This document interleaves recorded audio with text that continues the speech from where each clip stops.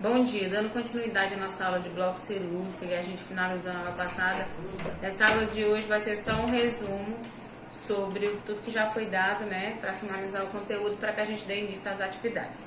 Então, o bloco cirúrgico, ou centro cirúrgico, unidade cirúrgica, ou sala cirúrgica, como é chamado, é um espaço dentro da unidade hospitalar que é voltado para a cirurgia de alta complexidade, baixa complexidade ou média complexidade.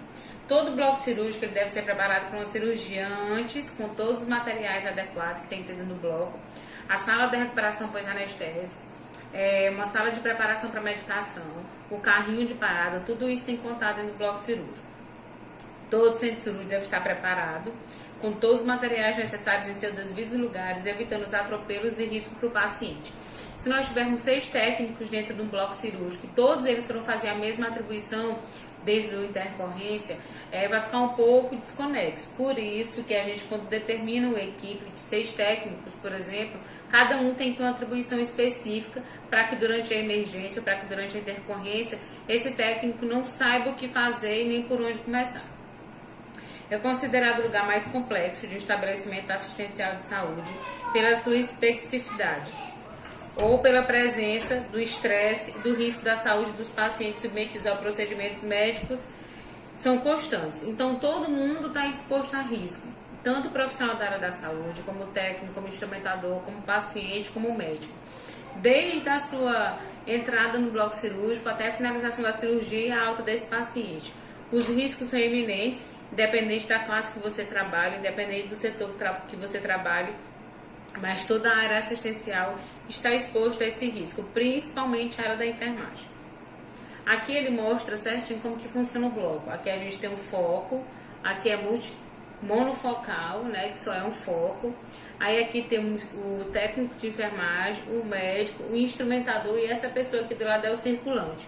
O circulante é técnico de enfermagem, só que ele não tem nenhuma atribuição estéril. Ele é o profissional que é considerado sujo, ou seja, ele faz todas as atribuições que podem ser contaminadas, como abrir seringa, abrir medicação, manusear aparelhos de sinais vitais, como termômetro, aparelho de pressão, durante a cirurgia, posicionar o foco, aumentar a temperatura, diminuir a temperatura, essas coisas que esses profissionais que estão aqui, que são estéreis, não podem fazer. O circulante é um técnico, o instrumentador é outro técnico, e esse técnico de enfermagem também tem essa habilidade técnica para fazer, para manusear. Então, todos os outros são profissionais estéreis, menos o circulante, que também é um técnico de enfermagem. Nessa estrutura do bloco cirúrgico, nessa unidade do bloco cirúrgico, ela é composta por um conjunto de elementos destinados às atividades pré, pós e transcirúrgica, como a sala de recuperação pós-anestésico, a central de material de esterilização, a CME. Às vezes vocês podem encontrar também na literatura só como RPA, recuperação pós-anestésica, sem ter esse S aqui na frente. Todas essas áreas, elas englobam dentro do centro cirúrgico. Então, dentro do centro cirúrgico, além das salas de cirurgias, eu tenho que ter uma sala de recuperação pós-anestésico e uma CME, e aqui a gente nem incluiria uma farmácia. Quanto à localização, essa localização deve ser uma área independente de todas as áreas. Ela não vai precisar depender da área de rouparia, da área de alimentação, da área de medicação. Tem que ser uma área independente, de preferência ela tem que estar num lugar centralizado. Essa área centralizada facilita com que todos os setores tenham acesso ao bloco cirúrgico, como os UTIs, os pronto-atendimentos, as pediatria, o pré-cirúrgico, né? E também todos os setores do hospital, para que ele fique num setor centralizado, a rouparia, a farmácia central, que é o CAF, todos esses vão ficar ligados ao bloco cirúrgico, mas ele tem que ser um bloco, uma área independente das outras áreas. E o funcionário desse setor, ele só pode circular exclusivamente por esse setor. Para o controle microbiológico dos profissionais do bloco cirúrgico, a gente tem as áreas restritas, semi-restritas e não restritas. Essa divisão de setores e de áreas acontece para que o funcionário saiba como ele deve se paramentar para estar em determinada área e também o que ele não pode fazer em uma determinada área para evitar essa contaminação. As áreas restritas incluem os corredores internos, os lavabos e a sala cirúrgica, que é a sala de cirurgia propriamente dita. Esses corredores internos é por onde os profissionais que vão atuar dentro dessa sala de cirurgias vão transitar. Os lavabos é por onde a gente vai fazer a degermação, a escovação das mãos, braços e punhos, tá? As semi-restritas são a sala de guarda de material administrativo, sala de estar, copa e expurgo. Aqui, no caso do expurgo, já é a área suja. A sala de guarda de material administrativo, onde a gente vai guardar papel de administração, de alta hospitalar, de gasto cirúrgico, de materiais gastos com anestesia, essas rotinas administrativas. Nas áreas não restritas, a gente vai ter a circulação livre de todas as pessoas, pode ser profissional ou não. Aqui ele fala dos acompanhantes. Essas áreas não restritas, a gente vai ter a sala de espera dos acompanhantes, os corredores e a sala de circulação, como os vestuários, tanto masculino como feminino. A estrutura física. Quando a gente fala de estrutura física, a gente fala de uma estrutura ideal. Dentro do bloco cirúrgico tem que ter uma estrutura independente dos outros setores, porque os funcionários não podem se contaminar nos outros setores e ir para o bloco e vice-versa, ou se contaminar no bloco e ir para outros setores. Os vestiários masculino e feminino, a área de conforto, que no caso seria a área do lazer ou do descanso, a copa, que seria a área de alimentação, a sala dos cirurgiões e anestesistas. Geralmente é a mesma sala, tanto para o cirurgião como para o anestesista, e a sala de enfermagem. O expurgo é uma área suja, é a área onde a gente recebe toda a contaminação do bloco cirúrgico. O apoio técnico administrativo do bloco cirúrgico, onde vai ficar todos os gastos cirúrgicos, a alta, internação, transferência de UTI, solicitação de leito de UTI, liberação de leito de UTI, vai ficar aqui tudo na área administrativa. Os lavabos é a área onde a gente degerma e desinfecta as mãos. E a sala de operação, que são a sala cirúrgica ou o bloco cirúrgico, entre outras. Geralmente tem mais de uma sala, são 5 salas, 6 salas, 7 salas, dependendo do porte hospitalar.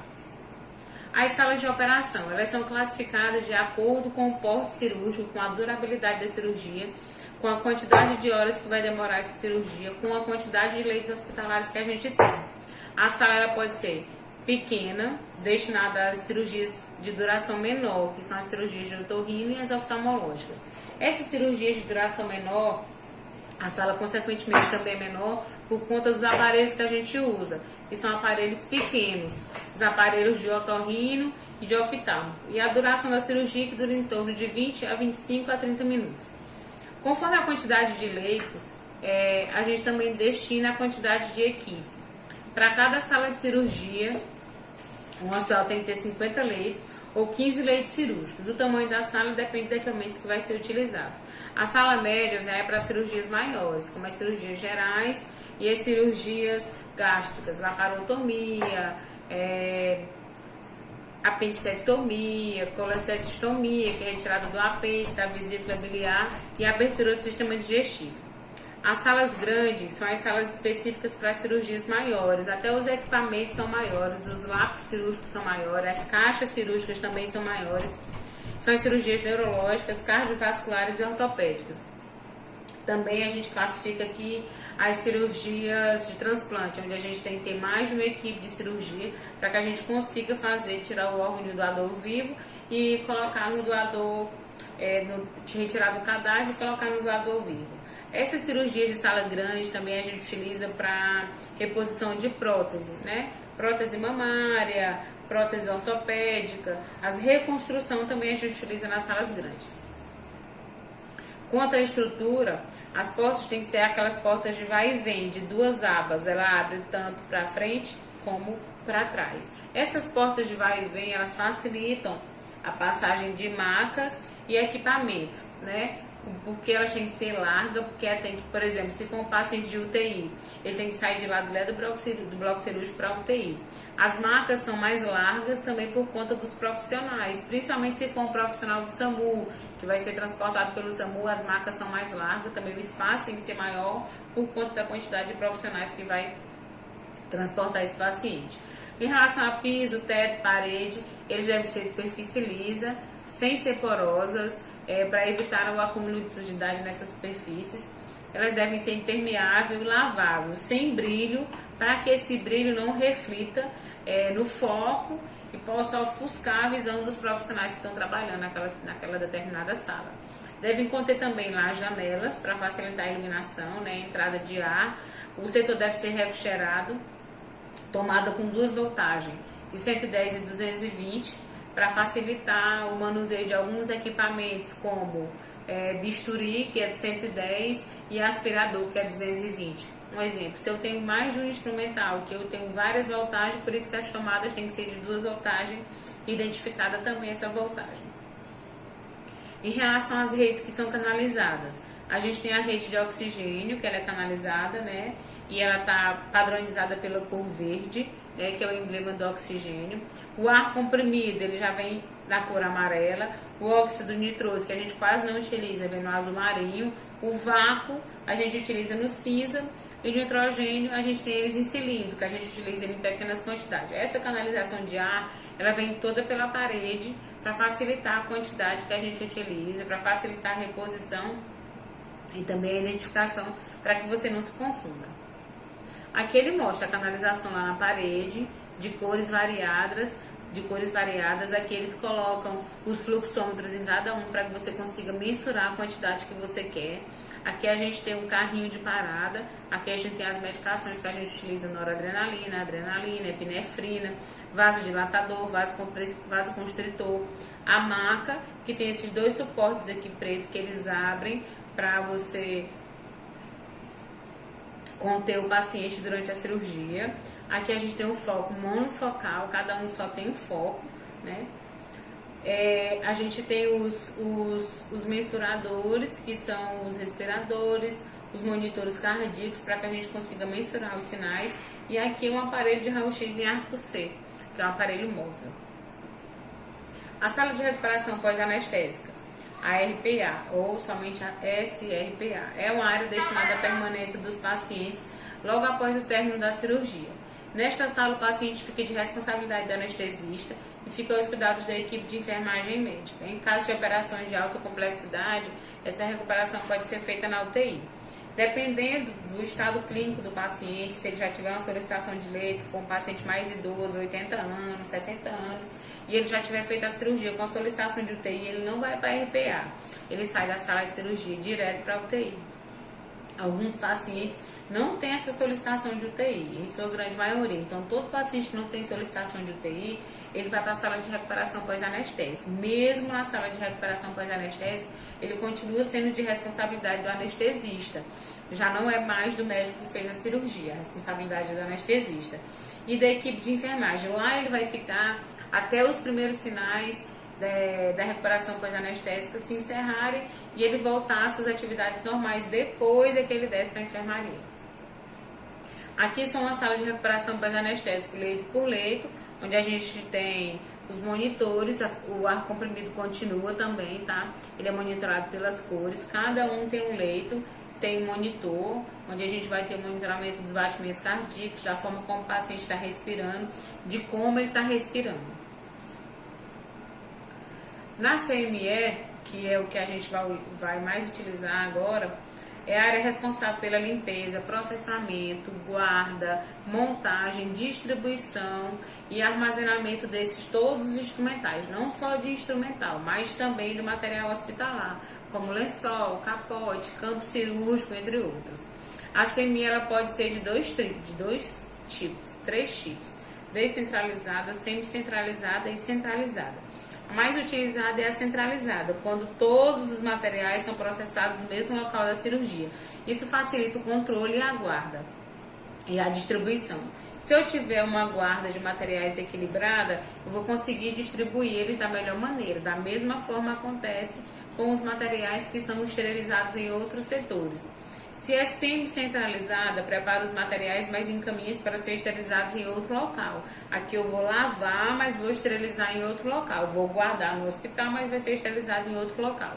A descentralizada tem uma unidade específica para recolher esses materiais, lavar, secar, esterilizar e me devolver para que eu possa utilizar em uma próxima cirurgia. Aqui ele mostra na RPA, na sala de recuperação, na CME, desculpa, os técnicos com protetores auriculares por conta das lavadoras supersônicas, que é como lava os equipamentos. Aqui eles têm a caixa, né, lava, seca, guarda, e guarda nessa caixa, e aqui mesmo ele vai para o autoclave para poder fazer o processo de esterilização. Aqui eles usam avental, luvas de borracha meio cano, né, para que não contamine as mãos e a parte do antebraço, botas e a roupa adequada, fora os outros EPIs, touca, máscara, enfim. Os equipamentos de uma sala de cirurgia, eles podem ser classificados como fixos e móveis. Os fixos não são de responsabilidade da enfermagem, como o foco central, pode ser multifocal ou monofocal. O negatoscópio, que é aquele aparelho que o médico coloca para visualizar o raio-x. O sistema de canalização de ar e gases e as prateleiras. Esse sistema de canalização e as prateleiras é de responsabilidade da administração hospitalar. Já os móveis é de responsabilidade da enfermagem. Eu só posso ter uma cirurgia se eu tiver todos esses equipamentos prontos para trabalhar. Mesa cirúrgica, aparelho de anestesia, mesas auxiliares de instrumental, bisturi, aspirador de secreções e equipamentos utilizados para posicionar o paciente. Aparelhos, monitores, microscópio, máquina para circulação extracorpórea, que são as máquinas que vão fazer infusão e as bombas de infusão, dentre outros. Para que eu consiga fazer uma cirurgia, isso aqui é de responsabilidade da enfermagem. Eu tenho que checar para ver se está funcionando, para que eu consiga fazer a minha cirurgia da melhor maneira possível. Aqui é um novo modelo de sala. O foco aqui já é multifocal, né? Eu tenho aqui o microscópio que eu utilizo para cirurgias oftalmológicas, a canalização do gás, do ar comprimido, do oxigênio, do gás nitroso, um carrinho de paragem, uma bancada para que eu consiga preparar as medicações. Aqui eu tenho uma bandeja para puxar para fazer o acesso, né? E aqui eu tenho um monitor cardíaco para que eu consiga acompanhar esse paciente. Mais de uma sala de operação. Existem muito mais materiais que a gente utiliza em uma sala de cirurgia que são de responsabilidade dos profissionais da área da enfermagem, como os campos duplos ou simples e a caixa de instrumental são materiais esterilizados. Esses materiais eles têm que ser esterilizados para que a gente consiga utilizar durante a cirurgia. Algumas soluções antissépticas, eu tenho PVPI, clorexidina, alcoólico e degermante, eu tenho o hipoclorito, eu tenho o álcool 70, eu tenho o glurataldeído, que também são soluções antissépticas. Já os impressos, eles utilizam na área da sistematização das cirurgias, dos gastos cirúrgicos, como que o município vai fazer para receber o recurso dessa cirurgia, quem fez, os técnicos, anestesistas, o que foi utilizado entre gases, fio, materiais, para a gente poder receber esse recurso de volta, faz parte da sistematização e a relação de gastos. Esse gráfico dos anestesistas, eles fazem para poder mostrar como que o paciente evoluiu durante a cirurgia. E alguns medicamentos e insumos também têm que fazer parte do carrinho de parada das salas de cirurgias, como soluções glicosadas, que são os soros glicosados, soro fisiológico, ring, que tem o simples e o lactato, e medicamentos como os anestésicos, analgésicos, anticoagulantes como as heparinas e o lidocaína gel. Aqui o lidocaína gel é um tipo de anestésico, né? E a gente tem o anestésico líquido e o anestésico em gel. Os anticoagulantes a gente tem a heparina e os analgésicos pode ser a dipirona, entre outros. Aqui ele mostra como que funciona uma sala. Alguns instrumentadores eles gostam de colocar o suporte, colocar as pinças nessa posição para que na hora que ele vai utilizando ele já vá pegando, coloca na sequência da cirurgia, diérese, exérese, homeostasia e síntese. E os instrumentais aqui também. Aqui a gente tem soluções PVPI, clorexidina, hipoclorito, glurataldeído, clorexidina alcoólica, clorexidina degermante. E aqui a gente tem uma mesa montada conforme as necessidades da cirurgia, diérese, exérese, homeostasia e síntese. Aqui a gente tem os cabos, as tesouras de Maio Zembal, as pinças anatômicas, as pinças bacais, a cubarrinha, a Kelly, a Kriller, e aqui é um lápis. Esse lápis cirúrgico, a gente tem os capodes aqui dentro que a gente ensinou a dobrar na aula passada. Os capodes, os gases, vai se abrir e montar da melhor forma para que seja utilizado sem se contaminar. E essa é o que a gente vai falar da atividade, que é o papel da enfermagem na gestão do centro cirúrgico. Na realidade, o papel da enfermagem, além de monitorar, fazer, coordenar, atribuir, organizar, tem um papel administrativo. O serviço da enfermagem tem como principal função a assistência da enfermagem ao paciente, mas também as suas atribuições dentro do bloco cirúrgico, que é a busca da qualidade dos atendimentos. Também tem as atividades administrativas. Essas atividades administrativas estão relacionadas à organização do bloco, a paramentação do profissional, a paramentação do paciente, o que a gente tem para utilizar de medicação, se já foi feito pedido da farmácia, se não foi, a distribuição dos técnicos, como que funciona essa distribuição nas salas. A organização do serviço de enfermagem engloba tudo aquilo que é feito com a finalidade de permitir o perfeito funcionamento e o alcance dos objetivos e o perfeito desenvolvimento das atividades dentro do bloco cirúrgico. A modalidade de assistência, como que funciona? Eu tenho que ter um enfermeiro para cada 4 salas cirúrgicas, além do enfermeiro coordenador, que é responsável por as áreas administrativas. Eu tenho que ter 2 técnicos para cada cirurgia, ou seja, 2 técnicos para cada sala, então o enfermeiro gerencia 8 técnicos, onde o profissional assume a responsabilidade da execução de todos os cuidados a serem realizados com o paciente no seu horário de trabalho. A gente tem silêncio, falar bem baixo, somente o necessário, respeito ao pudor do paciente, sobre a integridade física do paciente. Quanto menos você expõe o paciente, menos você se expõe.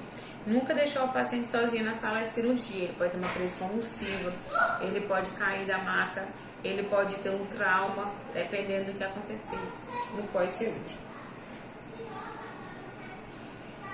E para finalizar, eu queria que vocês fizessem atividade sobre o próximo tópico que a gente vai colocar. Eu vou botar em texto para vocês. Então, bom final de semana e até semana que vem.